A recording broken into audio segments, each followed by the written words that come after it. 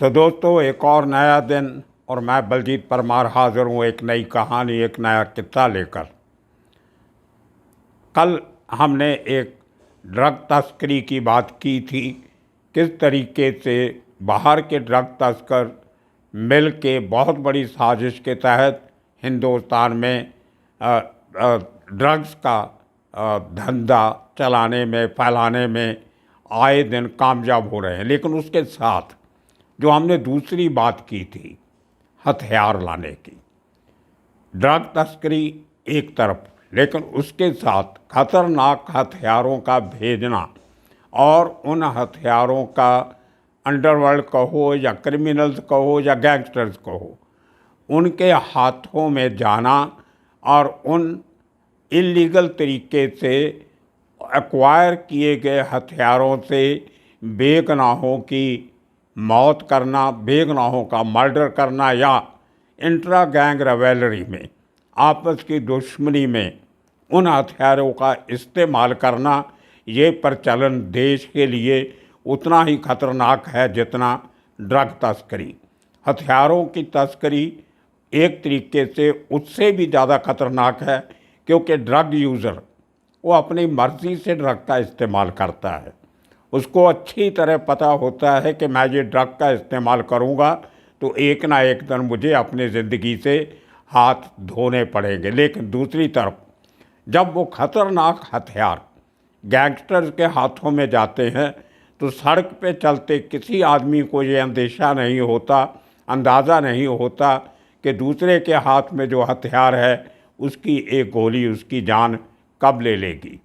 तो ये एक अपनी जान खुद लेने की बात है, दूसरी दूसरे के हाथों से मारे जाने की बात। कानून हाथ में लेते हैं ये लोग, कानून की धज्जियाँ उड़ाते हैं और कानून के रक्षक जो हैं वो इनके साथ कहीं ना कहीं मिल जाते हैं। और अफसोस की बात है कि हमारी न्याय प्रणाली, हमारी जुडिशरी भी काफ़ी हद तक प्रोएक्टिव जिसको कहते हैं वो नहीं रही। और मैं तो ये भी कहता हूँ कई बार आज के हालात देख के कि एक्टिव भी नहीं रही। प्रोएक्टिव होना चाहिए लेकिन एक्टिव भी नहीं, किसी एक स्लंबर में है, एक सुपन अवस्था में है। जैसे आदमी थक जाता है तो थोड़ी देर के लिए सो जाता है, तो शायद हमारी जुडिशरी आज उस सोने के मूड में है। कब जागेगी पता नहीं, जब नींद खुलेगी आंखें खुलेंगी। लेकिन जुडिशरी की जो सिंबल है, एक वो इंसाफ की देवी जो तराजू हाथ में पकड़ के आंखों पे काली पट्टी बांध के रखती है, वो सिंबल शायद सही होता नज़र आ रहा है। कानून को रोकने वाले, अपराधियों को सज़ा देने वालों ने शायद आज अपनी आंखों पे वो काली पट्टी बांध ली है। तराजू का वहीं है, कोई इंसाफ मिलता नज़र नहीं आ रहा है जैसे आना चाहिए। खैर, इसीलिए मैं आज एक बहुत अहम मुद्दे की बात करता हूँ। पिछले कुछ दिनों से आपने बहुत बढ़िया सवाल उठाए कि मैं सिद्धू मूसेवाला की इंसाफ की लड़ाई में इतना पुरजोर तरीके से क्यों काम कर रहा हूँ। दोस्तों, इसके साथ बहुत गंभीर मुद्दे जुड़े हुए। बात सिद्धू मूसेवाला की नहीं है, बात एक इंसान की नहीं है, बात है कि जिस तरीके से उस आदमी को मारा गया वो तरीका हमें सबको शर्मसार करता है। लॉ एनफोर्सिंग एजेंसीज और लॉ अबाइडिंग सिटीजन्स के लिए ये एक बहुत शर्म की बात है कि इतना एक वो शख्स जो इतना मकबूल था, वो सिद्धू कोई आम आदमी नहीं था, he was a legend, is a God gifted man. उसको कोई दुनियावी उसमें जो गुण थे उनसे भी ज़्यादा उसके पास कोई ताकत थी। और मेरी बात पे आप यकीन नहीं करो, मुझे मंजूर है, लेकिन आपको उन 1,70,00,000 लोगों की बात पे यकीन करना पड़ेगा जो सिद्धू मूसेवाला की यूट्यूब चैनल के सब्सक्राइबर हैं। 1,70,00,000 लोग, पंजाब की आबादी 1.5 करोड़ के करीब, 3.5 करोड़ के करीब है पूरी दुनिया में बैठे लोगों की। उनमें से तकरीबन आधे पंजाबी सिद्धू मूसेवाला की यूट्यूब के सब्सक्राइबर हैं। और जब एक सब्सक्राइबर वही जो सिद्धू मूसेवाला की जो गीत जो उसके बोल यूट्यूब पे डालता था, वो अगर एक एक आदमी जिसको अच्छा लगा वो किसी और को भी सुनाता है कि सुनो यार ये मूसेवाले का नया गाना आया है, तो अगर हम एक आदमी और साथ में जोड़ लें तो 3 करोड़ 40 लाख लोग सिद्धू मूसेवाला के साथ जुड़े हुए थे। ये कोई छोटी फिगर नहीं है। बड़े बड़े फिल्म इंडस्ट्री के नेता, अभिनेता, अभिनेत्रियाँ, सिंगर, कभी किसी को इतनी मान्यता, इतनी ग्लोरी, इतनी बड़ी अचीवमेंट नहीं मिली। 1 करोड़ 70 लाख का मतलब तो का आप अंदाज़ा लगा लीजिए। मुंबई की आबादी, पूरे मुंबई शहर की, जो हिंदुस्तान का तकरीबन सबसे बड़ा शहर है, डेंसली पॉपुलेटेड है, वो 1.5 करोड़ के करीब है। मतलब एक शहर की आबादी से भी ज़्यादा लोग सिद्धू मूसेवाला के फ़ैन थे। अब इतनी बड़ी फ़ैन मेल जिस आदमी की होगी, जाहिर है कि वो कोई मामूली आदमी नहीं होगा। दूसरा ऑब्जेक्शन आप लोगों ने, मैं इसलिए बात कर रहा हूँ कि सिद्धू मूसेवाला बाकियों से डिफरेंट क्यों था। और ये हिंदुस्तान की बात नहीं है, पूरी दुनिया में उसके फ़ैन थे। म्यूज़िक इंडस्ट्री से जुड़े हुए, ट्रक ड्राइवर, फैक्ट्रियों में काम करने वाले, ऑफिस में जाने वाले, स्टूडेंट, प्रोफेसर, साइंटिस्ट, हर किस्म के आदमी के दिल में उस शख्स ने, उस 27-28 साल के नौजवान ने अपनी एक ख़ास जगह बनाई थी, ख़ास पहचान बनाई थी। और उसी लिए चलते हुए शायद कनाडा का जो टोरंटो के पास ब्रैम्पटन शहर है, वहाँ की जो म्यूनसिपल कौंसिल है, उन्होंने एक मता पास करके ब्रैम्पटन की एक इमारत की दीवार पे एक म्यूरल, बहुत बड़ा रेक, जो एक तस्वीर चित्र होता है, वो बनाने की मंजूरी दी है। और वो चित्र बन के रेडी है और उसका शायद 2-4 दिन में उद्घाटन भी होने वाला होगा। तो इतनी बड़ी मान्यता उस पंजाब के नौजवान को मिलती है जो एक गरीब परिवार से उठ के, छोटे परिवार से उठ के इतनी बुलंदियों पे पहुंचता है, एक बुलंद आवाज़ बनता है। और वो कोई ऑर्डिनरी सिंगर नहीं था, ऑर्डिनरी राइटर नहीं था। उस आदमी ने बहुत गंभीर मुद्दों की बात की है, किसानी के साथ जुड़े हुए मुद्दों की, पंजाब के पानियों की बात, पंजाब के जो पोल्यूशन जो पंजाब में है, वातावरण है उसकी बात, मानवीय हकों की बात, जो लोग इतने लंबे समय से जेलों में बंद पड़े हैं उनकी रिहाई की बात, और जो हमारी स्टेट्स हैं उनको और अधिकारों की मांग, और समाज में जो बुराइयां हैं उनको दूर करने की एक लालसा जो अपने गीतों में वो जाहिर करता था, वो आप सब ने सुने होंगे। तो वो शख्स जो हटके था, और हर बड़ा आदमी किसी न किसी तरीके से आम लोगों से हटके होता है। It's different personality all together. पूरी एक विलक्षण शख्सियत लेके वो आदमी एक कॉलोसल राइज किया। उस आदमी ने समुद्री तूफान की तरह उठा और 4-5 साल में उस आदमी ने वो कर दिखाया जो हमारे सिंगर, मैं नाम नहीं लूँगा, जो 40-50 साल से इस फील्ड में हैं, उन लोगों को शायद इतनी मकबूलियत नहीं मिली जितनी इस नौजवान ने हासिल की। So Sidhu Moosewala was no ordinary person. He deserved much more, much better treatment from society. इसलिए मैं उसके साथ हूँ, उसके माता पिता के साथ। दूसरा, आपका बहुत से लोगों ने ऑब्जेक्शन किया जब हम गन कल्चर की बात करते हैं कि सिद्धू मूसेवाला गन कल्चर को प्रमोट करता था। अरे भाई, सिद्धू मूसेवाला तो कल आया फील्ड में, उसके पहले कितने सिंगर आए। आपने जैज़ी बी के गाने भी सुने होंगे, आपने बब्बू मान के गाने भी सुने होंगे, इस किस्म के और दर्जनों सिंगर्स के गाने सुने होंगे। जितना उन लोगों ने हथियारों का जिक्र किया है उसका 10% भी सिद्धू ने अपने गानों में नहीं किया होगा, अगर आपने ध्यान से सुने हो। तीसरी बात, हथियार पंजाब के कल्चर का एक हिस्सा है। मैं उन हथियारों की बात कर रहा हूँ जो सेल्फ डिफेंस के हथियार होते हैं। आप सबको हिंदुस्तान का इतिहास मालूम है, जितने भी नॉर्थ वेस्ट से हमले पंजाब हिंदुस्तान पे हुए, वो मुग़लों के हों, वो हूंद के हों, वो इस्लामिक हमले हों, वो अफ़गानिस्तान के लोगों के हों, मंगोलियन के लोगों के हों, ये सब के सब हमले सबसे पहले पंजाब दीवार बनता था हिंदुस्तान पे हमलावरों को रोकने के लिए। तो देश की रक्षा, अपनी रक्षा करना पंजाबियों के सामने आज से नहीं, कम से कम सदियों से इनके सामने है।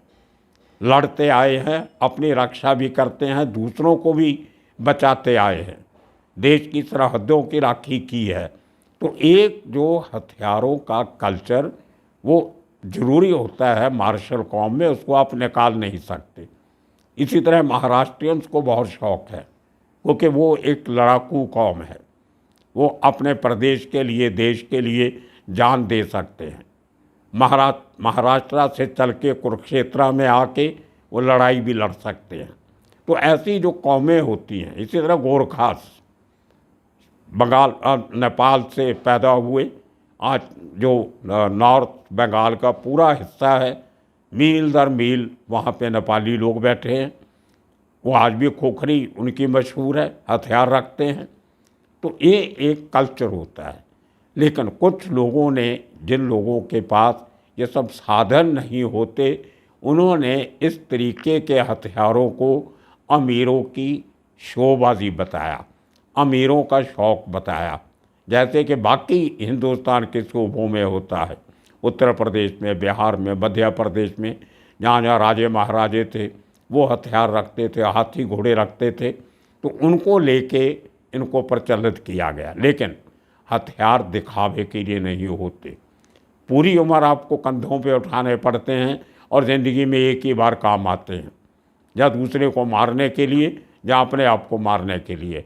तो ये हथियारों का एक खेल है, लेकिन पंजाब के कल्चर का एक हिस्सा है। अब अगली बात आपको बताता हूँ। सिद्धू मूसेवाला ने कभी हथियारों का गलत इस्तेमाल नहीं किया। सिद्धू मूसेवाला का किसी इल्लीगल एक्टिविटीज़ में कभी कोई नाम नहीं आया। कुछ लोगों ने कमेंट्स में लिखा कि सिद्धू मूसेवाला ने AK-47 से फायरिंग किया, तो मैं उनको याद करवा दूं कि भाई साहब, वो जो फायरिंग किया था वो पुलिस की फायरिंग रेंज में किया था, एक संगरूर के पास, एक पटियाला के पास। फायरिंग रेंज जहाँ पे पुलिस वाले लाइव गोलियां चला के प्रैक्टिस करते हैं। और आपको शायद पता नहीं कि जिन लोगों के पास हथियार होते हैं उनको साल में 1 या 2 बार, हर स्टेट की अपनी अपनी कानून हैं, उनको पुलिस फायरिंग रेंज में जाके प्रैक्टिस करनी ज़रूरी होती है कि आपके पास जो हथियार है उसको साल में 2 बार चला के रेंज में जाके आप फायरिंग करके अपने, एक तो फायरिंग प्रैक्टिस कर सकते हो, निशानेबाजी को पुख्ता कर सकते हो, और जो एम्यूनिशन आपके पास पड़ा है उसका इस्तेमाल नहीं करोगे तो वो एक टाइम पे एक्सपायर हो जाएगा। तो बहुत सी शर्तें होती हैं। अगर आपने फायरिंग रेंज में जाके प्रैक्टिस नहीं किया 2 साल, आपका लाइसेंस कैंसिल भी हो सकता है। और अगली बात, जब कोई VIP स्टेचर का आदमी, बड़ा नाम, बड़ी शख्सियत, जिसके लोग रिस्पेक्ट करते हैं, ऐसे लोगों को ऐसी फायरिंग रेंज में पुलिस वाले खुद अपने हथियार देके उनको अवगत करवाते हैं कि ये नई वेपन्स हैं, ये इस तरीके से चलाई जाती हैं, इस तरीके से चलती हैं। आपने बहुत बार देखा होगा, हमारे रक्षा मंत्री जी बॉर्डर पे जाते हैं तो वहाँ से किसी भी सिपाही की बंदूक लेके चलाने का दावा करते हैं, निशानेबाजी करते हैं। ऐसे ही बहुत से VIP हमारे जो ब्यूरोक्रेट्स हैं वो कभी जाते हैं तो वो हथियारों का प्रदर्शन करते हैं। वो it's part of the job, part of the culture. तो सिद्धू मूसेवाला ने अगर कहीं किसी फायरिंग रेंज में जाके किसी वेपन से कुछ गोलियां चला भी दी तो उसका पब्लिक से कोई लेना देना नहीं है। फायरिंग रेंज एक प्रोहिबिटेड एरिया होता है, वहाँ आपके सामने पब्लिक नहीं बैठी होती, एक छोटी सी पहाड़ी बनाई होती है जिसमें आप गोलियां चलाते हो। तो ये मुद्दा बनाना कि उसने एक AK-47 से गोलियां चला दी, लेकिन किस संदर्भ में चलाई, अंडर व्हाट सर्कमस्टांसेस वो गोलियां चलाई, वो आप भूल जाते हो। खैर, उस आदमी ने किसी को मारा नहीं, अपने पास नाजायज़ हथियार नहीं रखे। जो भी उसके घर में हथियार है सबका लाइसेंस है। एक आदमी को जिसकी जान को थोड़ा बहुत खतरा होता है, उसको एक बड़ी वेपन, एक छोटी वेपन आमतौर पे मिल जाती। मेरे पास भी एक ज़माने में 1986 में 1986 मिस्टर सोमन पुलिस कमिश्नर थे, मुझे भी लाइसेंस दिया गया था, एक स्मॉल वेपन का, रिवॉल्वर पिस्टल का और एक गन का। तो ये कोई बड़ी बात नहीं है। ये दूसरी बात है कि मैंने थोड़ी देर के बाद वो डिस्पोज ऑफ कर दिए। मैं नहीं चाहता था हथियार उठाने, मेरी नेचर का हिस्सा नहीं है, लेकिन वो लाइसेंस मैंने आज भी संभाल के रखा हुआ है। तो ये कोई बड़ी बात नहीं है। पंजाब के हर गांव में हर तीसरे चौथे शख्स के पास कम से कम एक वेपन है, और बहुत से लोगों के पास एक एक के नाम पे दो दो वेपन भी हैं। और कई घरों में एक आदमी से ज़्यादा भी, एक बाप के पास लाइसेंस है, बेटे के पास भी है। ख़ास तौर पे बॉर्डर एरिया पे, जहाँ पे पाकिस्तान का डर रहता है, कभी भी अटैक होगा तो ये लोगों के हथियार बहुत हैंडी होते हैं, काम आते हैं। तो इस बात को बढ़ा चढ़ा के कहना कि सिद्धू मूसेवाला हथियारों का, गन कल्चर को प्रमोट करता था, ये बात मुझे कहीं सही नहीं लगती। और आखिरी बात, जो सबसे बड़ी बात है, वो बात है इंसाफ की। क्या सिद्धू मूसेवाला को, पेरेंट्स को, उसके माँ बाप को उसके कत्ल का इंसाफ मिला? आज तक तो ये पुलिस को मालूम नहीं पड़ा कि उसका कसूर क्या था, क्यों मारा गया।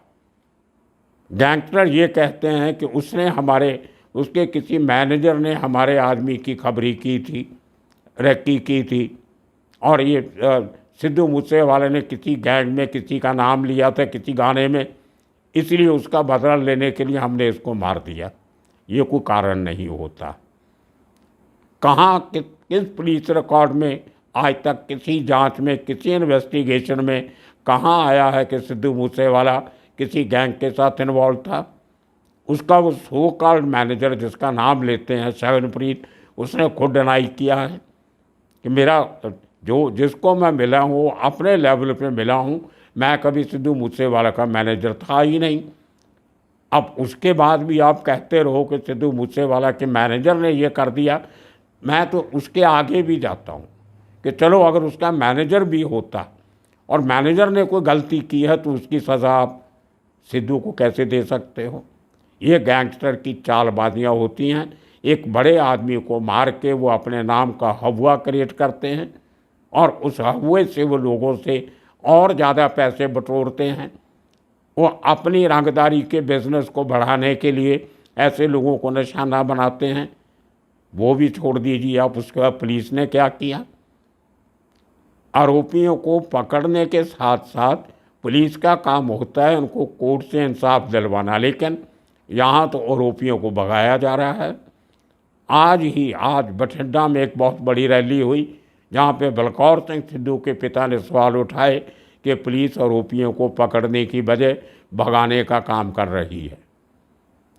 और जो आदमी इस इंसाफ के लिए सरकार का ध्यान खींचता है, सरकार का ध्यान इस तरफ लाने की कोशिश करता है, उसको दबाने की कोशिश होती है। एक पंजाबी की सिंगर है, मैंने उसके कभी गाने नहीं सुने, आज पहली बार ये गाना सुना मैंने, लेटर टू CM। भगवंत मान को एक गाने के थ्रू उन्होंने एक मैसेज भेजा है कि सिद्धू मूसेवाला को इंसाफ कब मिलेगा। आपकी सरकार से हमें बहुत आशा थी कि आप कुछ नए किस्म के काम करोगे, लेकिन आपकी सरकार, शासन प्रशासन कुछ नहीं कर रहा है। अब सरकार का और गुस्सा, उन्होंने वो गाने को बैन करवा दिया, यूट्यूब से हटा दिया उसको। क्या कारण है? क्या अपनी आवाज़ बुलंद करना भी गुनाह है, क्राइम है? और उसको धमकी दी जा रही है कि तुम्हारे खिलाफ FIR दर्ज करेंगे। और सिद्धू के पिता ने आज कहा है कि अगर उस लड़की को, जैनी जौल को अरेस्ट किया गया तो मैं भी उसके साथ जेल जाऊंगा। तो बजाय इसके कि आप अपनी गलतियां मानो, आप आरोपियों को पकड़ो, उनको सज़ा दिलवाओ, वो आप काम करते नहीं। और जो कहता है कि मुझे इंसाफ चाहिए, उसको आप अरेस्ट करने की धमकी देते हो, उसके ऊपर FIR दर्ज करने की धमकियां मिल रही हैं। तो ये सबसे बड़ा मुद्दा है। मैं पहले भी इसी मुद्दे को लेके सिद्धू मूसेवाला के परिवार के साथ था और आज भी इसी मुद्दे को लेके उनके साथ हूँ। सिद्धू को इंसाफ मिलना चाहिए और उसके लिए जो भी स्ट्रगल करनी पड़ेगी, मैं उस स्ट्रगल का एक्टिव हिस्सेदार बनने के लिए हमेशा तैयार हूँ। ये सिद्धू मूसेवाला के परिवार की मर्ज़ी है कि मुझे साथ रखना चाहते हैं कि नहीं, लेकिन मैं अपनी सेवाएं जो मेरे से बनेगा, इस उम्र में जो कर सकता हूँ, मैं हर हद तक वो करूँगा, क्योंकि ये बात इंसाफ की है। अगर सिद्धू मूसेवाले को इंसाफ नहीं मिलता तो रोड पे चलते हुए किसी बनवारी लाल को, किसी प्रेम सिंह को, किसी रामलाल को इंसाफ नहीं मिल सकता। अगर इतने सेंसिटिव केस में इतनी बड़ी पर्सनैलिटी को इंसाफ नहीं मिलता तो आम आदमी को इंसाफ कहाँ से मिलेगा? ये मेरा मेन मुद्दा है। इसलिए मैं इंसाफ की लड़ाई लड़ रहा हूँ और आप सबका भरोसा है कि आप सब के सब लोग इसी तरह हमारे साथ जुड़े रहिए। और क्योंकि ये एक एग्ज़ाम्पल बनना है। अगर आज हम चुप रहे तो आने वाली जनरेशन हमेशा हमें पूछेगी कि इतने बड़े जुल्म होते रहे, इंसाफ का खिलवाड़ होता रहा, आपकी जनरेशन क्यों चुप थी? तो आवाज़ बुलंद कीजिए और मिल के, रल के, एकजुट होके इस लड़ाई में शामिल होइए और मूसेवाला और उसके परिवार को इंसाफ दिला के रहने की कसम खाइए। आने वाले दिनों में और कितने कहानियाँ लेके फिर हाजिर होंगे। तब तक के लिए आप सबका शुक्रिया, धन्यवाद।